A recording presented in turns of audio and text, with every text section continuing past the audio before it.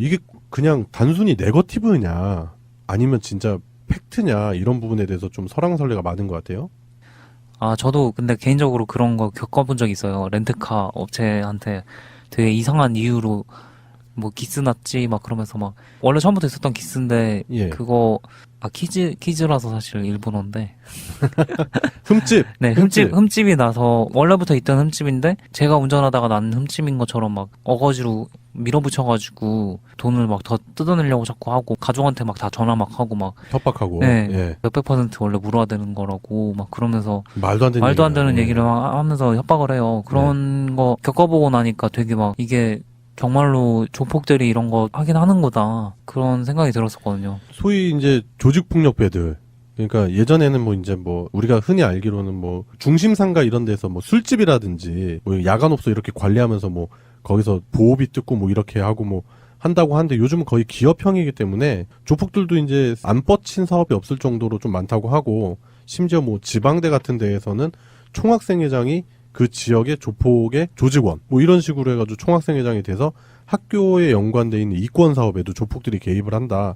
뭐 이런 얘기들을 본다면 그 조폭들이 렌터카 사업을 한다고 해도 아니면 뭐 과거에 조폭이었지만 지금 렌터카 사업을 할 수도 있는 거고 거기에 또 연관돼서 그런 문제가 생길 수 있다 이런 생각이 드는 겁니다. 그런 거에 대해서 사실 얘기하는 건 네거티브처럼 보여줄 수 있어서 저는 굉장히 조심스럽고 네. 사실 그런 것보다는 안철수가 내세우고 있는 것들이 굉장히 지금 현재 탄핵돼서 나가버린 박근혜와 최순실이 이미 벌려놨던 여러 가지 일들에 대해서 뭔가 AS 차원을 시도하려고 하는 그런 느낌이 보이고 네. 그런 것들을 유지하려고 하는 게 보여요. 그게 박근혜랑 최순실이 가장 이제 커다랗게 해먹었다고 이제 추정되고 있는 게 로키드 마틴사하고의 군사적인 계약들이거든요.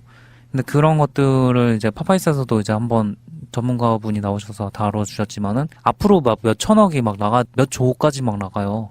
그런 게 이미 계약이 다 돼버려 있는 상태인데 그런 것들에 사실 가장 중요한 게 사드죠. 지금 막 들어오려고 하는 그 사드가 그 모든 것들에 이제 엮여있는 실마리인데 그 사드를 지금 안철수가 찬성을 하고 있다는 거. 네. 그게 이제 저는 가장 이제 안철수를 지지하시기에 조금 생각해보셔야 하는 점이 아닌가 그렇게 생각을 해요. 오늘 그 문제에 대해서도 이제 기사가 또 뜬 게 안철수가 그렇게 사드 찬성을 하고는 있는데 찬성할 때 내세운 근거가 아예 잘못된 근거를 내세우고 있다. 아 그래요? 네, 그런 기사도 떴더라고요. 안철수가 사드를 찬성하는 근거. 그럼 결국에는 이제 그걸 국민들한테 설명을 해야 되는데 대다수의 진보적인 시민분들은 사드 반대를 하고 있고 성주 지역 같은 경우에는 뭐 거기서 사드 찬성한다 그러면 진짜 괜히로 머리 찍힐 일이죠. 지금 그쪽 그 주민분들의 반발이 거세기도 하지만 지금 군에서 자꾸 지금 꼼수를 부리면서 사드를 설치하려고 해가지고 그 지역이 좀 긴장이 많이 올라간 상태인데 여기다 야권 후보라는 안철수 후보가 사드 찬성을 내세웠는데 그렇다면 그거에 맞게끔 설명할 수 있는 근거를 제시를 해라. 제시했던 근거가 팩트를 기반으로 한 근거가 아니었다라는 얘기네요. 네, 그렇죠. 지금 안철수가 원래는 사드를 반대한다고 했다가 이미 국가 간의 약속이라서 지켜야 된다고 하면서 말을 바꾸면서 나중에 찬성으로 완전히 돌아서게 되면서 내세운 그 근거가 국방부 정책실정이 주한미군 8군 사령관하고 공식 발표했던 내용을 이제 근거로 삼았는데 그 발표 자체는 사드를 들여오겠다고 약속을 한 게 아니었고 그 날짜를 들었었는데 날짜 자체도 작년 10월 21일로 들었었는데 안철수 측에서는 그게 사실은 7월 8일에 있었던 얘기라고 하더라고요. 그러니까 언제 했었던 얘기인지도 정확하게 팩트가 안 잡혀 있는 얘기를 근거로 얘기했지만 결국 그것도 그렇게 근거로서의 뭐랄까 신빙성? 그런 건 좀 많이 떨어진다 그런 얘기 같네요. 네, 7월 10일에 발표된 원본 선명 자체가 그 내용이 사드 배치가 국익에 도움이 되지 않는다. 그런 내용이었는데 그거를 들면서 갑자기 찬성을 하는 거예요. 국익에 도움이 안 되는데 왜 찬성해? 이씨. 네, 머릿속에 갑자기 낫 회로가 돌아갔는지. 행보들을 보여주고 있는 상황에서 여론에서 안철수 후보를 의도적으로 좀 띄워주고 있다 그런 정황들도 좀 많이 보여요, 솔직히. 그리고 다른 후보자들의 지지자들도 그런 의혹 제기들을 좀 많이 하고 있는 상황입니다. 그렇다면 현 시점에서 만약에 안철수 후보가 대통령이 된다. 그게 과연 촛불 광장에서 기대했던 정권 교체일까요? 그게 과연?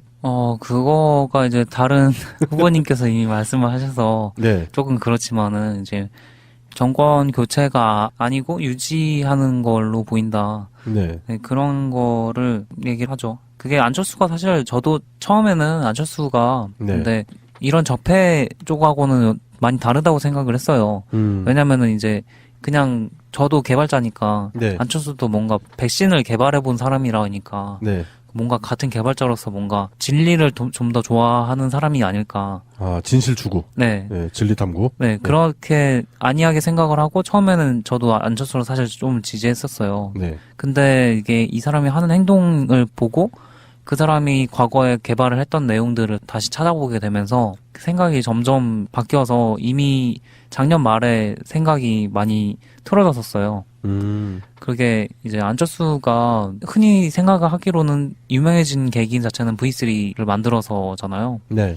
그런데 사실 그때 당시에 안철수는 의사였어요. 네. 의사직을 하면서 그 백신을 개발을 한 건데 제가 다니면서 사실 그런 분들을 많이 만났어요. 의사이면서 프로그램 개발에 관심을 많이 가지고 계신 의사분들 그런 분들을 만났었는데 그분들이 아이디어는 굉장히 많으시고 다들 똑똑하셔요. 그런데 그런 분들은 항상 이제 의사라는 본래 직을 가지고 계시기 때문에 프로그램이라는 어려운 분야에 굳이 관심을 가지는 계기 자체가 거의 대부분은 돈하고 연관이 돼 있더라고요. 네. 본인의 의사라는 그 사업 자체가 잘 되는 방향에 관한 아이디어는 정말 잘 내셔요. 그리고 그런 것들은 정말 좋은 아이디어가 너무 많고, 공익에도 도움이 많이 되는 거죠, 사실은. 그런데 V3도 공익에는 도움이 되지만은 그런 분들은 저처럼 이제 아예 그냥 진실 추구랑 관련된 그런 거에 꽂혀가지고 이제 이과적인 마인드로 접근한 개발자랑은 뭔가 이 처음 접근한 그 목적 자체가 완전 다르신 분들이라는 거 그거를 깨닫게 됐고 실제로 그런 돈 때문에 그걸 하게 됐다는 거를 뒷받침하는 내용들이 많이 있죠. 안철수 연구소 그 주가 관련된 내용들도 있고 사실 그 V3가 좀 문제가 많아요. 이 V3가 사실 우리나라 국가에서 많은 지원을 해준 소프트웨어라서 한글하고 대표적인 이제 국가 공인 소프트웨어거든요.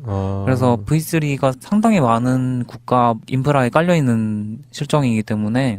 그렇죠, 아무래도. 네. 사실은 저희 같이 이제 선거를 공명하고 투명하게 이루어졌으면 좋겠다고 생각하는 시민들이 생각했을 때는 특히 이제 중앙선관위나 그 선관위 기기들의 V3가 깔려있다는 거가 굉장히 좀 이제 우려스러운 생각을 많이 들게 하거든요. 아, 그러니까 백신이 아니라 역으로 바이러스로도 작용할 수 있는 프로그램이라는 얘기죠? 네. 공공연하게 사실이에요. 저희 개발자들 얘기로는 은행 사이트 일단 들어가면 V3 깔리잖아요. 네.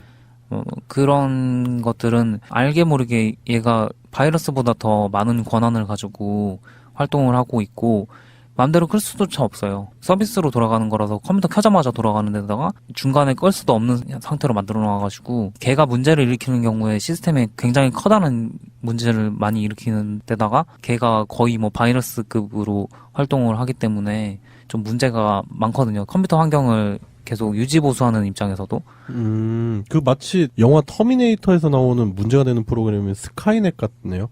인간의 편의를 위해서 만들었는데 네. 결국에는 인간을 공격해버리는 그런 프로그램이 될 수도 있는 거잖아요. 그렇게까지는 아니지만은 그렇게도 볼 수도 있는 거죠. 네. 실제로 의료 현장에서도 백신이라는 게 꼭 100% 사람한테 유익하다고 볼 수는 없거든요. 네. 분명히 부작용이라는 게 있고 또 해악을 끼칠 수 있는 그런 요소들도 분명히 존재한다라고 인정이 되는 부분이기 때문에 네. 그런 맥락으로 좀 생각해보면 될 것 같네요. 그 국민들이 그런 거를 신뢰한다는 거죠. 걔가 얼마만큼 막강한 권한을 가지고 시스템에서 돌아가는지 잘 모르고 네. 신뢰하고 무료니까 일단 깔고 보는 건데 사실은 국가에서 돈을 다 내고 있고 그런 것들을 이미 지원금을 엄청나게 많이 받고 있다는 거. 그런 게 있고 제가 이틀 전에 중앙선관위 보안 회의에 참석을 했었어요. 네. 근데 거기에서도 위원 한 명이 그거에 대해서 질문을 했어요. 어째서 선관위 시스템들에는 V3가 깔려 있고 V3가 특정 후보라고 그분은 표현을 하시더라고요. 네. 근데 이제 당연히 직접적으로 말하자면 안철수잖아요. 네. 그 후보를 떠올리게 하는데 왜 그걸 계속 깔아놓느냐 그걸 질문을 했는데 선관위 쪽 답변이 굉장히 좀 저 같은 사람한테는 말이 안 되는 답변이었어요. 아, 개발자 입장에서는 네. 예. 계속 답변이 뭐였냐면 어차피 당일날에는 그 자기네들 전용망으로 그게 접속이 되어 있고 네. 그거 자체가 실행될 일도 없을 것이다. 네. 이렇게 얘기를 했어요. 네. 당연히 실행 안 되죠. 제가 아까도 얘기했지만 서비스로 실행되는 애들이 대부분이에요. 엔진 자체는 서비스로 실행되기 때문에 네. 굳이 걔를 켜보지 않더라도 이미 컴퓨터 켜면서 같이 돌아가요. 그냥 자동으로 돌아가는 네. 거예요. 네. 그런데 그거를 뭐 망을 따로 했으면은 당연히 그거는 괜찮겠죠. 근데 전용망에 접속하기 전에는 인터넷이나 행정망에 접속을 한다는 거잖아요. 그렇기 때문에 업데이트 서버에 접속이 되어 있을 것이고, 그 전에 1주 전이든 그 업데이트 서버 자체를 해킹한다면은 이미 그런 사례도 있어요. 업데이트 서버가 해킹당해가지고 업데이트 서버를 통해서 V3 안에 악성 코드가 심어져서 유포가 돼버렸던 사례도 있거든요. 그런 공격에 아무런 대비를 안 해놓고서 그냥 그런 식으로 변명하고 있다는 거, 선관위가. 그 변명하신 분이 소프트웨어적인 걸 잘 모르고 얘기하지는 않았을 거 아니에요. 그분이 그걸 만드시는 분은 아니지만은 네. 전체적인 시스템이라든가 뭐 인증서 시스템이라든가 그런 거에 대해서 대부분 다 알고 계시던데 그런 식으로 얘기를 하시더라고요. 그래서 좀 웃음밖에 안 나오더라고요, 저는. 제가 그런 부분에 대해서 저도 뭐 질문을 막 위원장이 있는 자리에서 해보고 싶었는데 네. 위원장이 제 질문을 자꾸 안 받아줘가지고. 그 파파이스 얼굴 팔려서 그래요. 네. 그거 시작할 때 나왔죠, 송병우님. 나왔죠.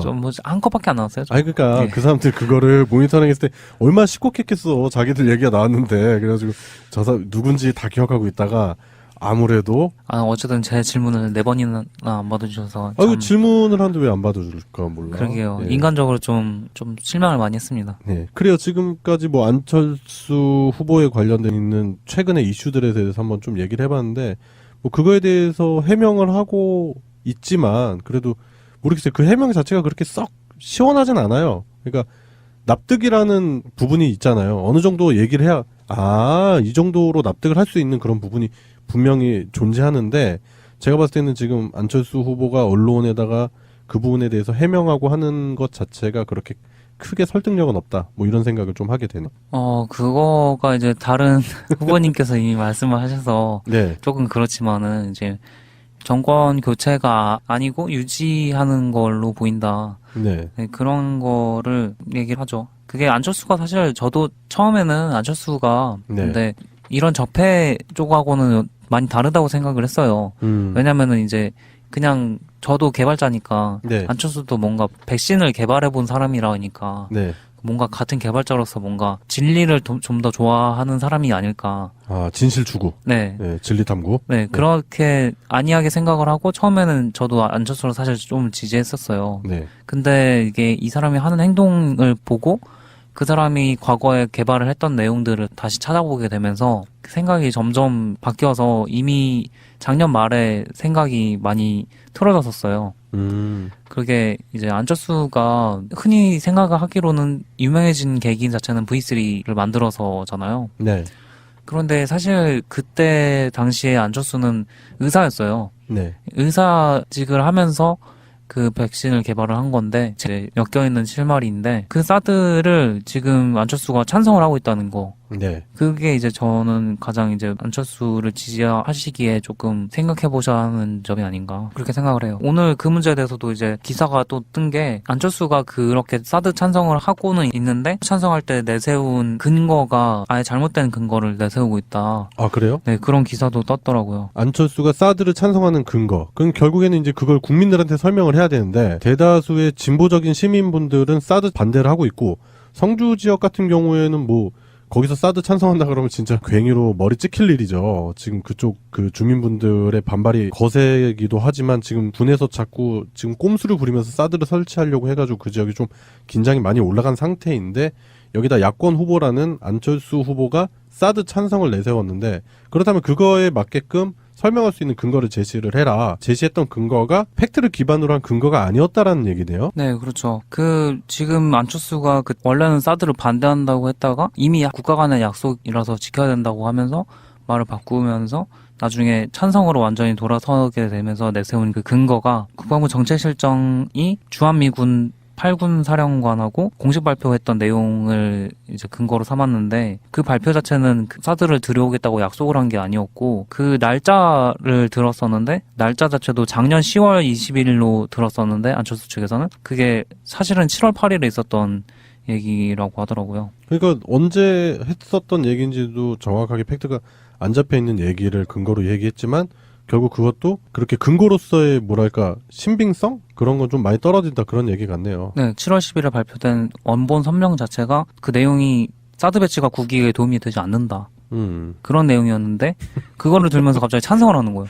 국익에 도움이 안 되는데 왜 찬성해? 이씨. 네, 머릿속에 갑자기 낫 회로가 돌아갔는지.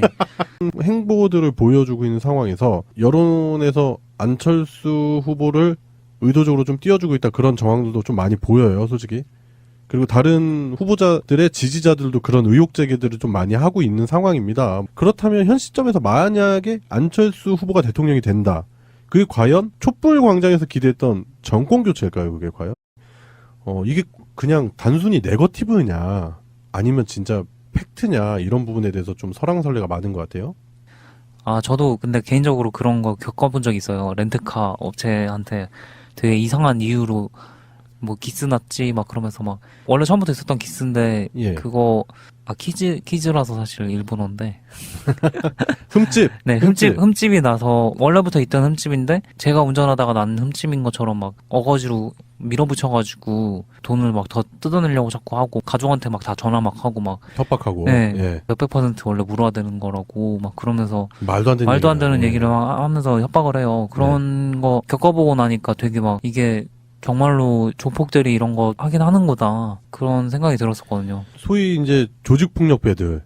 그러니까 예전에는 뭐 이제 뭐 우리가 흔히 알기로는 뭐 중심상가 이런 데서 뭐 술집이라든지 뭐 야간업소 이렇게 관리하면서 뭐 거기서 보호비 뜯고 뭐 이렇게 하고 뭐 한다고 하는데 요즘은 거의 기업형이기 때문에 조폭들도 이제 안 뻗친 사업이 없을 정도로 좀 많다고 하고 심지어 뭐 지방대 같은 데에서는 총학생회장이 그 지역의 조폭의 조직원 뭐 이런 식으로 해가지고 총학생회장이 돼서 학교에 연관돼 있는 이권 사업에도 조폭들이 개입을 한다 뭐 이런 얘기들을 본다면 그 조폭들이 렌터카 사업을 한다고 해도 아니면 뭐 과거에 조폭이었지만 지금 렌터카 사업을 할 수도 있는 거고 거기에 또 연관돼서 그런 문제가 생길 수 있다 이런 생각이 드는 겁니다. 그런 거에 대해서 사실 얘기하는 건 네거티브처럼 보여줄 수 있어서 저는 굉장히 조심스럽고 네. 사실 그런 것보다는 안철수가 내세우고 있는 것들이 굉장히 지금 현재 탄핵돼서 나가버린 박근혜와 최순실이 이미 벌려놨던 여러 가지 일들에 대해서 뭔가 AS 차원을 시도하려고 하는 그런 느낌이 보이고 네. 그런 것들을 유지하려고 하는 게 보여요. 그게 박근혜랑 최순실이 가장 이제 커다랗게 해먹었다고 이제 추정되고 있는 게 로키드 마틴사하고의 군사적인 계약들이거든요. 근데 그런 것들을 이제 파파이스에서도 이제 한번 전문가분이 나오셔서 다뤄주셨지만은 앞으로 막 몇 천억이 막 몇 조까지 막 나가요. 그런 게 이미 계약이 다 돼버려 있는 상태인데 그런 것들에 사실 가장 중요한 게 사드죠. 지금 막 들어오려고 하는 그 사드가 그 모든 것들에